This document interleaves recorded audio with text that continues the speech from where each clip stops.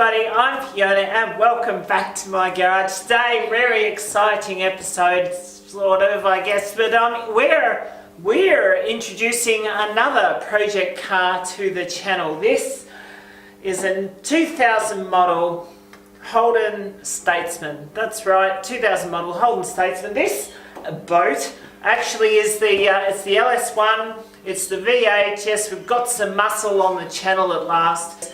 And today, we're working on the Statesman. Hi, car. So under the bonnet, we have the LS1. It's pretty much a stock sort of an installation here, nothing surprising. But today we're going to be working on the rear. Specifically, we've got a little bit of an alignment issue, and I don't know whether you can see that there, but the wheels are a little bit leany on these cars to adjust the alignment, because they don't actually come with alignment in the car itself. We've got to install a camber kit. So Jason's got the camber kit that we'll be installing today. We have camber bushes, which are eccentric bushes, so they're round, but the bolt goes through on a I don't know how you say it. Off center, yep.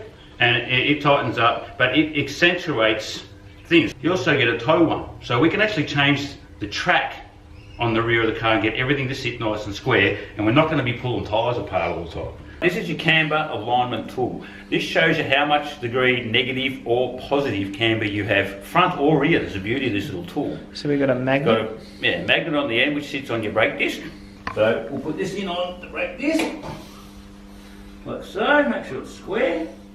Now if we look up, you can see the other bubble. I can't really get the light. There we go, there we go. Focus, thank you. Now it's hard to see, but that's reading 4 degrees negative camber. 4 degrees negative camber. So that tyre is sitting on this part here only. If you look at this part of the tyre, now this is the outside face. Look, that's not even touching the road. There's no mark on it from where I drove in, nowhere. But if you look to the inside of the tyre, look at the angle of it. Bad. That'll wear my tyres out 10 to 15,000 k's faster than the whole thing. Alright, so we need to install these bushes now. There's 2 per side. We've already done the other side. And yeah, it was a bit of a pain, but at least we know what we're doing now. Okay, so under the rear wheel arch, and this is the same for the Holden Commodores as it is for this Statesman, we've got our trailing arm, and there's 2 main bushings. One's across here, one's further in, and we want to replace those with our new polyurethane non-centric bushing. So to do that, what we're going to do is we're going to disconnect just enough bits and pieces to lower the arm for access under the car down here. The only hard part really was that the bolt that runs through this one in here actually knocks up against the side of the car. And you actually have to pull it out as far as you can first and then cut it, yes, with a hacksaw.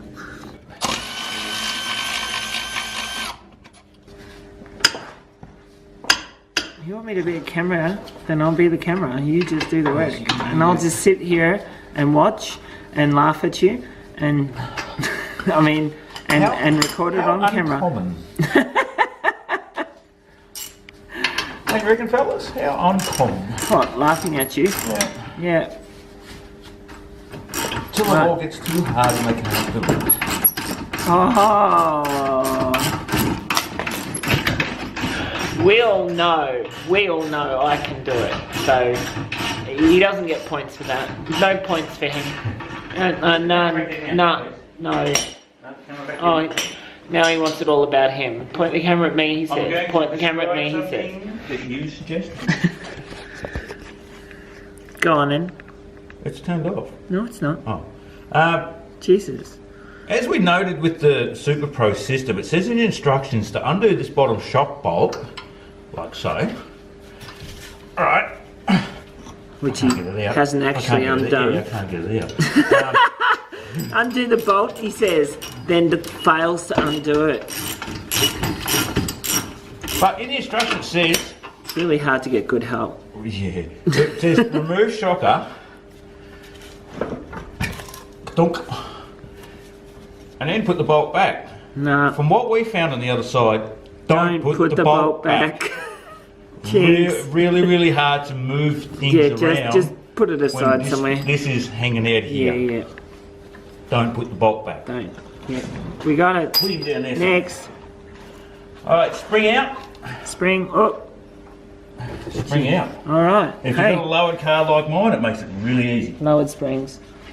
I have no idea what size, but anyway, lowered springs. They're probably SSLs. That's what most people seem to run. Which means I've got to do one more little duvalaki. Brake clip. Brake clip. You need the screwdriver, hang on. Screwdriver. There it is. Screwdriver. You just prise this out, yeah? Yep. Says the guy says everything's too hard, I come for help. Yet just ask me how to do it. That's right. Okay, after heated debate, we got the brake line out. Whose idea was this? It's your idea. Right. You want me to hold the camera? What?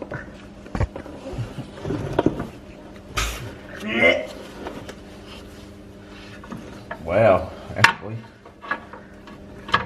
Loosey goosey? Yeah, that one. I'm not even trying. Alright, so we've undone all the nuts and bolts, but this one here, that bush, just the outside one, just in here,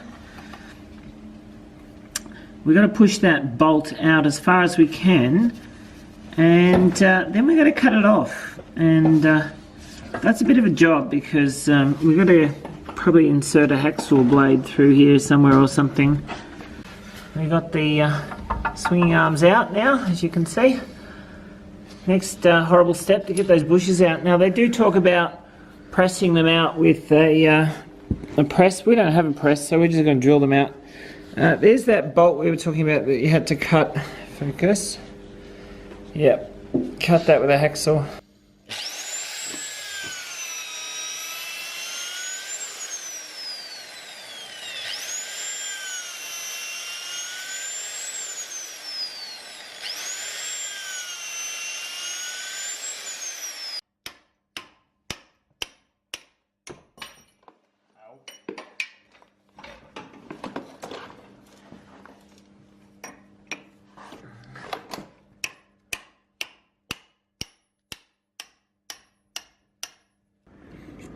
And that's how you get a bush out without a press.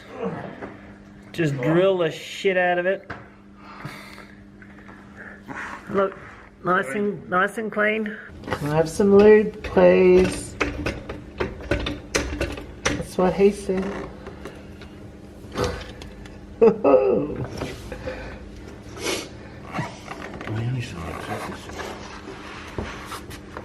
Oh, it's a boy.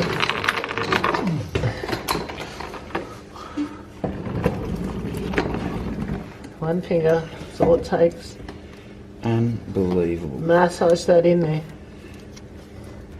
Alright, so we're putting in these new bushes. They're 3-piece unit, a centre and 2 halves.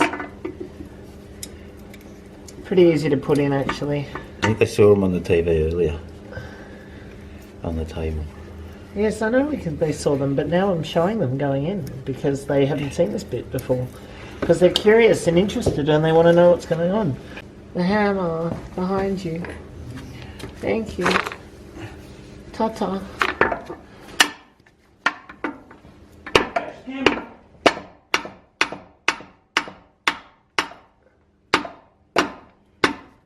That's it.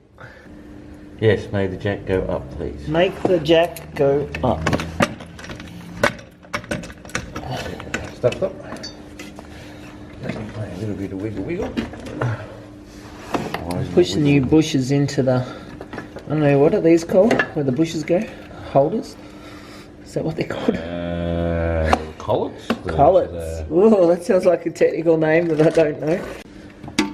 Too high. Definitely too high. It needs to come down. Down. That's going up. Alright, so there we go. That's the camber caster bushes installed. One there. One there. Both as a part of our little subframe. Plus, of course, we've reconnected the brake line, the shocker, put the spring back in. Alright, so we're all reassembled now. Take a little tool here, which has been set for 0, and just magnetically pop that on the rotor in there. And we can see in there that even though we haven't yet let the car settle, because we've only just taken off the jacks, and we haven't actually had a proper alignment done in a shop, because there's no way known that we can do a proper alignment.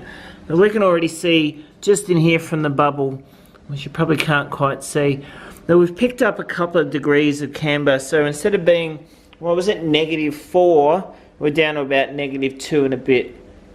Right, so that was epic. That was just actually very terrible.